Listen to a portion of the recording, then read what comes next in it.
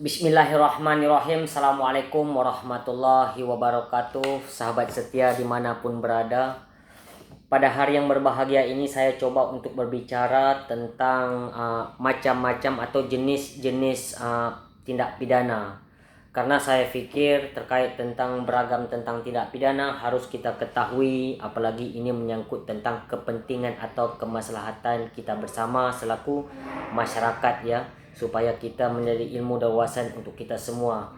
Sahabat setia dimanapun berada, pertama tentunya kita berbicara tentang delik material. Delik material ini merupakan suatu delik yang di dalam perumusan ini memuat suatu akibat yang ditimbulkan oleh tindak pidana ya. Nah, ini berbicara tentang sebuah akibat yang ditimbulkan dalam suatu tindak pidana. Ini disebut dengan delik material. Sehingga ini merupakan membuat seseorang itu berakibat ya, yang saya pernah sampaikan dari awal bahwa akibat daripada perilaku si A maka menjadi korban adalah si B. Ini disebut dengan contoh delik material. Yang selanjutnya itu yaitu tentang delik formel ya. Berbeda. Kalau delik material ini yang pertama itu terkait di dalam pasal, mungkin sebagai contoh 338 soal pembunuhan ya. Bagaimana menghilangkan nyawa orang lain dengan sengaja, ini 338 soal pembunuhan di dalam contoh delik material. Nah, kalau soal delik formal ini adalah suatu peristiwa ya. Peristiwa yang unsur suatu perbuatannya tidak perlu disebut lagi akibat yang ditimbulkan. Ini disebut dengan delik formal. Mungkin contoh ya tentang 362 yaitu tentang pencurian. Ini bukan bicara seperti apa dia mencuri, kapan dia mencuri, tapi apa yang diakibatkan daripada pencurian itu, yaitu hilangnya barang seseorang sehingga seseorang itu merasa dirugikan atau korban merasa dirugikan. Ini delik formal ya. Ini termaktub di dalam contoh ya 362 tentang pencurian. Nah, barang siapa yang mengambil hak orang lain dengan maksud untuk dimiliki secara melawan hukum, walaupun pencurian itu dikembalikan. Nah, dia mencuri hak seseorang kemudian dikembalikan. Nah, secara hukum pencurian itu tetap untuk dilanjutkan ke tindak pidana dengan pelanggaran 362 KUHP tersebut. Ini disebut dengan delik formal ya. Nah, sahabat setia dimanapun berada, kemudian kita kenal dengan delik komisi. Nah, delik komisi ini ya, kita berbicara tentang perbuatan yang dilakukan secara aktif. Nah, delik komisi ini gabungan daripada delik formal dan material tadi gitu. Dilakukan secara aktif, secara terus-menerus. Akibat perbuatannya mencuri secara terus-menerus, melakukan pembunuhan secara terus-menerus. Ini jenis daripada delik komisi ya. Selanjutnya itu sebagai contoh mungkin yaitu delik omisi. Delik omisi ini tadi delik komisi, kemudian ini delik omisi. Delik omisi ini adalah suatu perbuatan larangan yang dilakukan, suatu keharusan dilakukan secara pasif ya. Ini delik omisi. Mungkin sebagai contoh bahwa kita lalai dalam atau kita tidak membantu seseorang di mana seseorang itu dalam bahaya. Katakanlah ada suatu kasus penganiayaan, sedangkan penganiayaan di depan mata kita, lalu akibat kelalaian kita tidak membantu dia, akhirnya dia hilang nyawanya. Ini disebut dengan delik omisi. Nah, selanjutnya sahabatku sekalian, ini kita bicara tentang delik komisi per omisi ya. Komisa. Delik komisi per omisi komisa ini suatu perbuatan yang dilakukan dengan melawan hukum tapi dia tidak berbuat ya. Ketika dia tidak berbuat maka dia terkategori dengan melawan hukum. Mungkin contoh seorang ibu yang menelantarkan anaknya akibat keinginan anaknya untuk mengisap ASI ya, menginginkan ASI, namun ibu ini tidak memberi ASI kepada anaknya, sehingga akibat daripada tidak memberi ASI itu anaknya meninggal dunia. Ini disebut dengan delik komisi per omisi komisa. Sahabat-sahabatku sekalian, selanjutnya kita kenal dengan delik sederhana. Delik sederhana ini terdiri daripada delik pokok saja ya. Sebagai contoh tadi di dalam pasal 362 ya, tentang barang siapa maupun melakukan suatu dengan sengaja maupun tidak sengaja. Ini disebut dengan delik sederhana ya, baik sengaja maupun tidak sengaja dia melakukan pembunuhan, baik sengaja maupun tidak sengaja dia melakukan pencurian, baik sengaja maupun tidak sengaja dia melakukan perjudian dan lain sebagainya. Nah, selanjutnya delik diskualifikasi. Delik diskualifikasi ini adalah unsur pokok yang ada, ya, adalah tambahan. Nah, sebagai contoh mungkin di dalam pasal 351 ayat 1 tentang, ya, mengakibatkan penganiayaan, ya, luka beratkah dia, matikah dia. Kalau dia mati itu sampai 7 tahun, kalau dia luka ringan itu 2 tahun 8 bulan. Kemudian kalau dia sampai dia ada tingkatan. Nah, kalau dia luka ringan dia cuma 2 tahun 8 bulan, kalau dia luka berat dia 5 tahun gitu. Luka berat yang dimaksud ini kecacatan yang ditimbulkan daripada penganiayaan. Kalau dia ringan ya mungkin katakanlah tergores atau luka-luka gitu. Ini hanya luka ringan. Dipidana itu 2 tahun 8 bulan.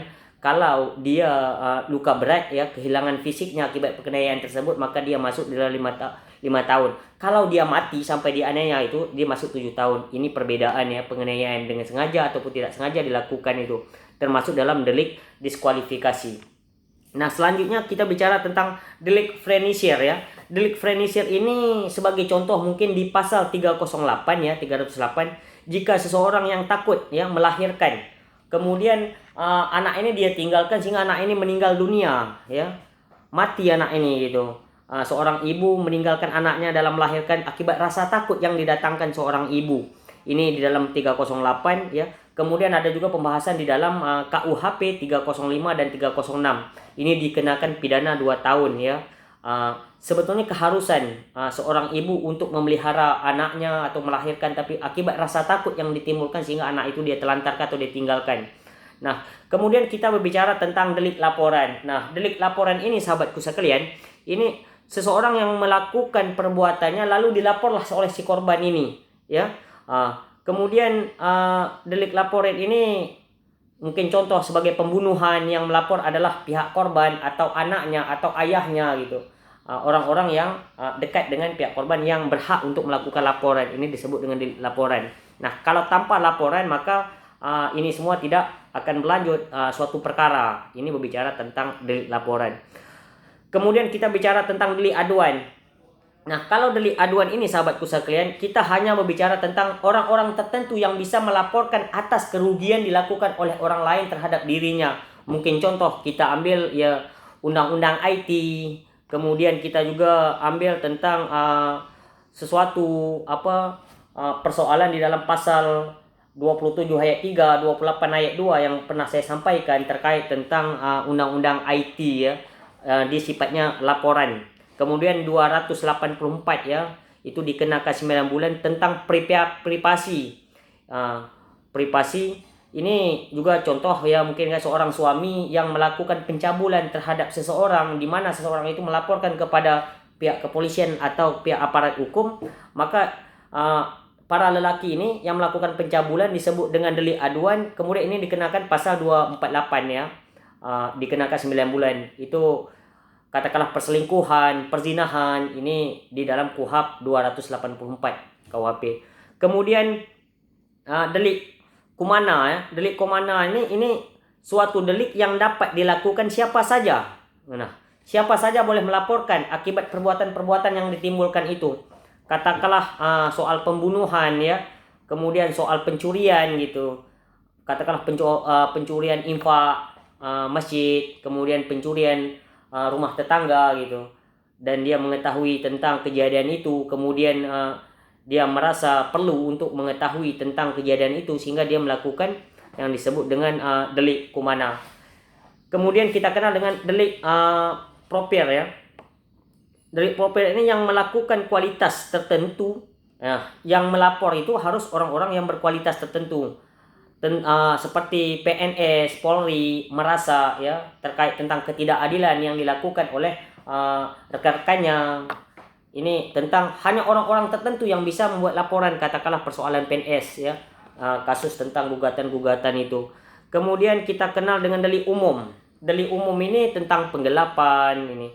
Kemudian delik politik. Delik politik ini di dalam pasal 104, ya, tentang kejahatan melakukan makar, ini disebut dengan delik politik ya, seperti yang terjadi contoh mungkin 2016 lalu seperti saya sampaikan tentang anak Bung Karno ya.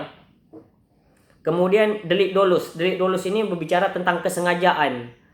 Kemudian kesengajaan seseorang untuk melakukan perbuatan dengan melawan hukum secara terus-menerus. Kemudian ada namanya delik kulfa. Delik kulfa ini adalah akibat kelalaian yang ditimbulkan akibat kealpaan. Ini di dalam pasal 359 ya, dikenakan 5 tahun penjara. Kemudian di dalam pasal 360 itu dilakukan berat akibat kealpaan sehingga orang meninggal dunia ya.